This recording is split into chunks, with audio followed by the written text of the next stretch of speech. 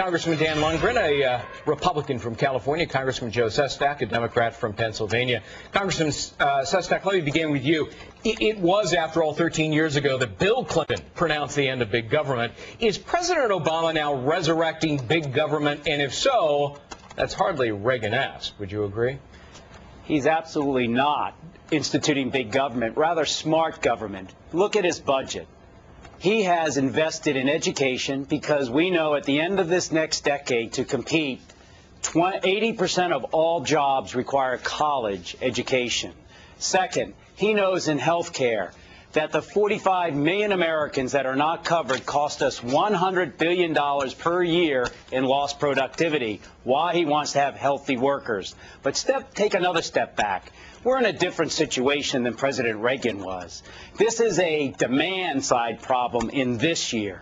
We have to get money out there to those who will spend it this year and buy goods and services, buy the shoes, buy the retail products, or we won't get out of this recession. So that's the first step. I remember the early 80s. He had high unemployment, he had high inflation, stagflation problems, and, of course, a recession. Representative Lungren, let me go to you. That's why the deficit went to 6.5% of our GDP. Some economists say, trying to be fair and balanced here, the Reagan tax cuts never really produced the higher tax receipts promised, and his plan of less regulation, especially among banks, arguably led to the financial meltdown and current economic slide.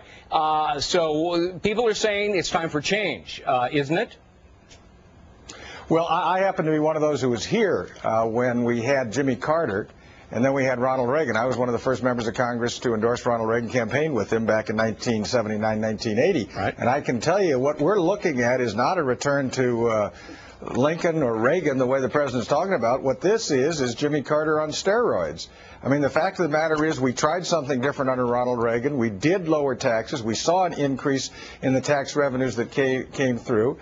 We fought the Cold War. We reinvigorated our national defense. So we basically had a rejuvenation of the confidence in America, and everybody said that America was back. I mean, when Ronald Reagan, when we had his funeral just a couple years ago, we had Democrats and Republicans saying what a great job he did. This is a return to what we tried under the Carter administration, which is put your faith in government. Right. And I mean, for my friend Joe to say this is not big spending, my God, Joe, what do you need to have big spending? Representative Raising taxes by $1.4 trillion. I want to show you a graphic. We're going to put it up on the screen. The New York Federal Reserve. It accurately predicted the beginning and end of the last 7 recessions. They used this spread model. There it is.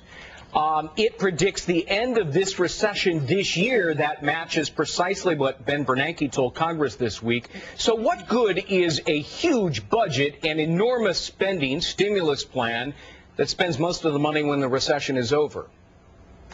We know that after this year is up, that there are other models out there that have said that it isn't going to end this year. Matter of fact, as you know, Moody's.com has said that we won't get out to the 2007 GDP level until the beginning of 2011. Look, we know that President Bush has placed us in a predicament where he inherited the projection that we would, as of last year, have $5 trillion surplus. We ended up under him with about $9 trillion debt. So what the president has to do is get the money into government and into those consumers that we know for every dollar that's spent today will give us $1.75 kick in GDP. All right, Representative Lungren, we're out of time here. I want to get one more question into you. The president is promising, famously now, to cut the deficit in half. That sounds very impressive until you look at the numbers. Even if he meets that goal, is his spending so enormous, the deficit will still be much higher than it was during the Bush administration?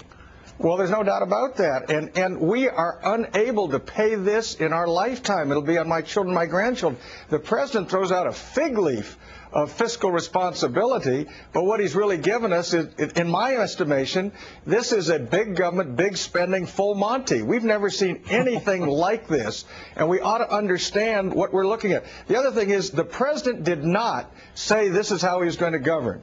This is an example of peekaboo politics where you don't say where you're going until you get in. In the last election, if we dared say that his proposals were radical, if we said he was liberal, we were attacked by the mainstream media as misinterpreting what he is. This is his budget, nobody else's budget. You get the quote of the day, a big spending full Monty. That's quite memorable. Representative Dan Lungren, Representative Joe Sestak.